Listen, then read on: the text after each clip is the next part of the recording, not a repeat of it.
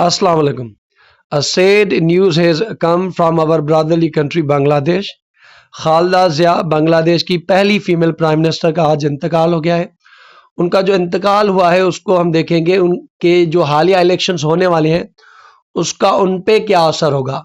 और जो खालदा ज़िया की पार्टी है, जो कि उनका अब आज के टाइम का बेटा लीड कर रहा है, तारक रहमान, जो कि एग्जाइल में थे, यूके के अंदर रह थे तकरीबन 17 साल से, वो भी वापस आ गए और वो उस अपनी पार्टी को लीड कर रहे थे। तो खालदा ज़िया की जो डेथ है उसका बीएनपी को आने वाली इलेक्शंस में फायदा होगा, नुकसान होगा, वो हम जानने की कोशिश करेंगे। इंडिया खालदा ज़िया की डेथ को कैसे देख रहा है, शेख हसीना जो कि इंडिया के अंदर एक रह रही है, वो इस तरह उनकी डेथ को किस तरह से देख रही है, और पाकिस्तान उनकी डेथ को कैसे देख रहा है, क्योंकि as compare to Sheikh Hasina Khalda Zia has been favourable towards Pakistan. तो इन सारे इश्यूज पे आज के वीडियो में हम बात करेंगे। पहले हम देखते हैं कि ये न्यूयॉर्क टाइम्स है, उन्होंने भी इस चीज को कवर किया है कि Khalda Zia at the age of 80 has died. ये अल जजीरा है, one of the prominent in the gulf. Bangladesh former prime minister Khalda Zia dies at the age of 80। BBC ने भी कवर किया है, Bangladesh first female prime minister Khalda Zia dies at the age of 80। ये guardian ने भी cover किया है, फ्रांस 20 ने भी कवर किया है। अब हम कहते हैं कि इसका जो ओवरव्यू, और पहले हम उनकी लेगेसी को देखते हैं कि वो कहाँ पैदा हुई, पॉलिटिक्स में कैसे आई, सब कुछ आज के इस वीडियो में हम जानेंगे। खालदा ज़िया बांग्लादेश की पहली फीमेल प्राइम मिनिस्टर हैं और वो चेयरपर्सन है। अच्छा, चेयरमैन इसलिए नहीं कहेंगे क्योंकि वो मर्द नहीं थे। तो कोई पार्टी अगर कोई मर्द लीड करता है, जैसे पीपी है उसको मर्द लीड करता है, तो उसको हम कहते हैं चेयरमैन, और जब औरत बन जाती है तो उसे कहते हैं चेयरपर्सन। जैसे पीपी की बेनजीर भुट्टो थी तो उनको भी चेयरपर्सन कहा जाता था। तो ये बांग्लादेश नेशनलिस्ट पार्टी की चेयरपर्सन थी, और आज के टाइम वो उनकी जो बागडोर है बांग्लादेश नेशनलिस्ट पार्टी, वो उनका बेटा रन कर रहा है, जो कि अभी अभी लास्ट वीक आया है यूके से। 17 ईयर्स तक मेरे ख्याल से वो यूके के अंदर था, जब शेख हसीना ने पहले उनको गिरफ्तार किया, फिर उनको एग्जाइल कर दिया, अब वो लौट के आ रहे हैं। और जिस तरह से उनका इस्तकबाल हुआ है, लग यही रहा है कि आने वाले इलेक्शंस बांग्लादेश जीतेगी, और उनको ये मेरे ख्याल से सिंपैथी का वोट भी पड़ेगा कि उनकी मां मर गई है। तो मुझे लगता है कि इनका ओवरऑल बांग्लादेश नेशनलिस्ट पार्टी को फायदा होगा। जैसे यहाँ बेनजीर भुट्टो को जब शहीद किया गया था, तो वो लोगों ने इमोशंस में आके, जज्बात में आके ओवरवेलमली जो है पीपी को सपोर्ट किया था, और पीपी ने क्लीन स्वीप किया था पूरे पाकिस्तान में अंदर।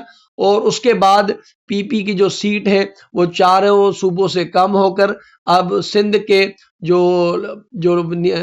हमारे जो रूरल एरियाज है वहां तक सिमट गई है। बहरहाल 2008 में उनको बड़ा वोट पड़ा था, डेथ बेनजीर की डेथ। तो मुझे लगता है कि बीएनपी को भी उसका फायदा होगा उनकी डेथ से। अगर हम इनकी जल्दी बात करें तो इंडिया के शहर दिनाजपुर में पैदा हुई थी 1945 में, जब ब्रिटिश इंडिया था, इंडिया भी नहीं बना था, और ये मिडिल क्लास फैमिली से थी। अच्छा, इन्होंने शादी की थी ज़ियाउर रहमान, ये मिलिट्री ऑफिसर थे जो कि बांग्लादेश के प्रेसिडेंट भी थे। जी हाँ, इनके जो हस्बैंड थे, इनका जो सियासत में आना हुआ वो अपने हस्बैंड की वजह से आना, क्योंकि जो हस्बैंड थे वो पावरफुल। अच्छा, आपने देखा होगा कि पाकिस्तान और इंडिया, इन दोनों कंट्रीज में मिलिट्री का बहुत ही एक सियासत में, पॉलिटिक्स में एक किरदार रहा है। तो उनकी जो फैमिलीज है वो भी एक तरह से रही है सियासत में। तो जो ये मिलिट्री ऑफिसर थे बांग्लादेश के, तो ये बाद में सदर बने ज़ियाउर रहमान, और ये भी पाकिस्तान की तरफ अच्छे ही थे, ठीक है ना। उनकी फैमिली का कोई पॉलिटिकल बैकग्राउंड नहीं था, उनके हस्बैंड की वजह से। अर्ली स्ट्रगल की अगर बात करें, entered politics after assassination of Ziaur Rahman. तो ये जो ज़ियाउर रहमान था, मेरे ख्याल से ये जो सार्क है ना, सार्क जो बनी थी, ये भी ब्रांच चाइल्ड था इसी ज़ियाउर रहमान का। तो ये बंदे पाकिस्तान के तरफ भी अच्छे थे। तो जब उनकी असैसिनेशन हुई 1981 में, जैसे यहाँ पे भुट्टो फैमिली की असैसिनेशन होती है, तो वहां पे भी ये कुछ सेम ही है। तो ज़ियाउर रहमान की जब 1981 में असैसिनेशन हुई, तब ये पॉलिटिक्स में आई। फेस्ड स्ट्रॉन्ग रेजिस्टेंट, क्योंकि वो भी एक मेल डोमिनेंट पॉलिटिकल सोसाइटी में चेयरपर्सन बनी बीएनपी की 1984 में। अच्छा, जब जुल्फकार अली भुट्टो की भी, उनको जब फांसी दी गई थी, और मोहतरमा बेनजीर भुट्टो भी जब پی پی کو رن کرنا چاہتی تھی، تو تب بھی ان کے لیے مشکلات آئی تھی، اور وہ ایک طرح سے گیم آف تھرونز بن گئی، کیونکہ جو ذوالفقار جو جو جو جو ان کے بیٹے تھے دوسرے، ان میں بھی یہ تھا، ٹھیک ہے نا، تو کہ وہ بنے بہرحال میر مرتضی بھٹو میرے خیال سے ہو، اور انہوں نے جو ہے عام لوگوں کی ماس موومنٹ کو لیڈ کیا اگینسٹ ملٹری رولر، جو کہ آپ نام دیں گے ارشاد، ٹھیک ہے نا، تو یہ جو ارشاد ہے جو ملٹری رولر تھا، جب وہ بنگلہ دیش کو رول کر رہا تھا، تو انہوں نے اس کے خلاف پروٹیسٹ، ماس موومنٹ کہتے ہیں لوگوں کو، جیسے آج کل جو سہیل آفریدی ہیں خان صاحب کی رہائی کے لیے ابھی وہ لاہور گئے تھے، ابھی انہوں نے اناؤنس کیا کہ وہ بنگلہ دیش اور بلوچستان سندھ کا بھی دورہ کریں گے، لوگوں کو موبلائز کریں گے، اور پلیڈ اے کی role in democracy in 90s۔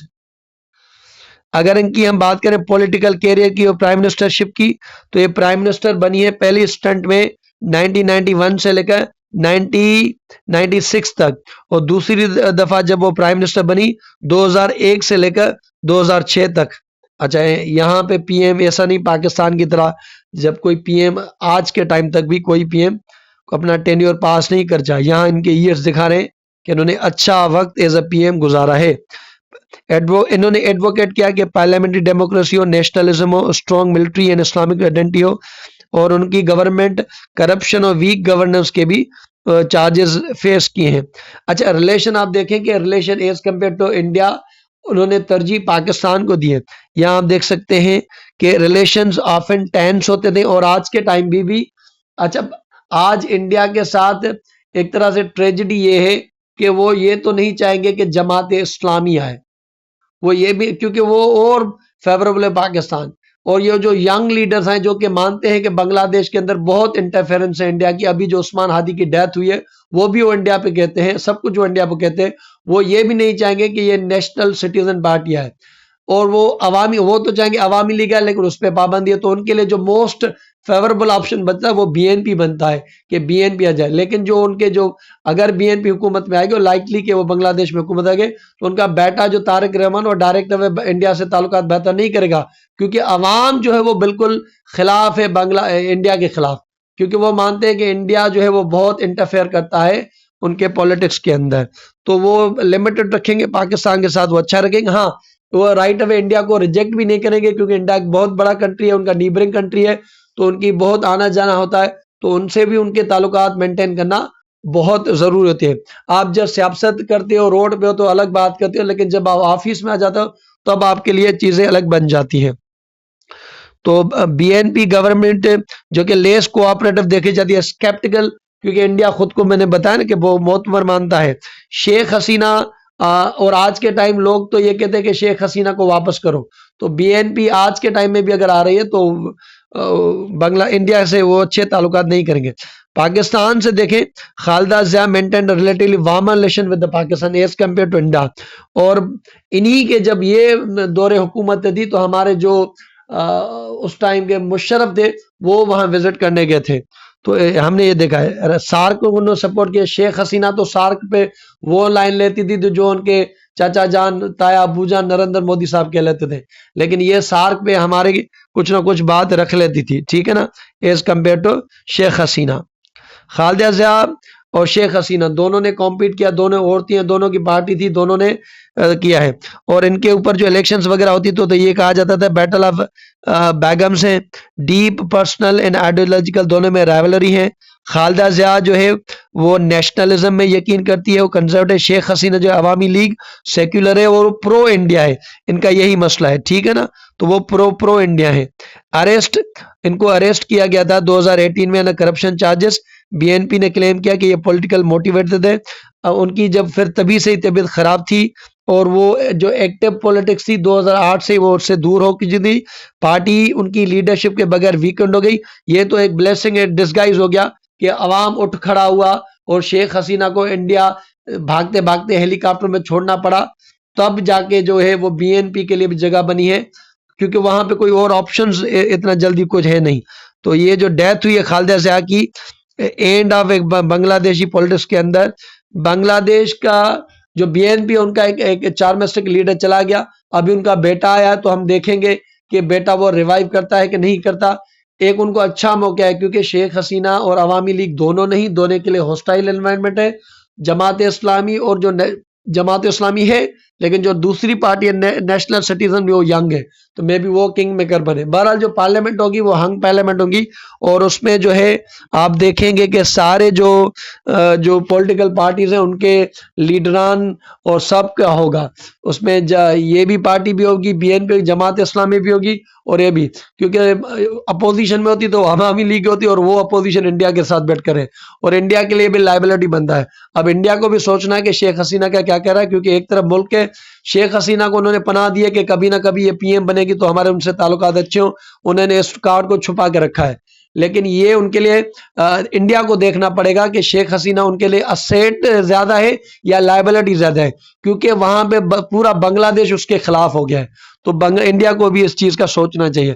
بہرحال ہر کنٹری کو حق ہونا چاہیے کہ اپنے معاملات اپنے لوگوں کے حساب سے چلائے, اور ہمیں اس خطے کے لیے عوام کے لیے کچھ کرنا چاہیے, یہ ڈفرینسز دور کرنے چاہیے, اور ٹریڈ کو, سارک کو, ان چیزوں کو, پلیٹ فارم کو موقع دینے چاہیے. یہ جنگ, یہ ریجنلزم, یہ ٹیررزم, یہ ٹارگٹ کلم, یہ ہمارے ملک کو اور ہمارے جو دیگر پڑوسی ہیں ان کو لوٹ ڈبے گی, ان کو ہمیں چھوڑنا چاہیے. Thank you so much, God bless you یار. اور ہم دعائے مغفرت مانتے ہیں خالدہ ضیاء کی اور ان کی فیملی کے لیے. اللہ حافظ.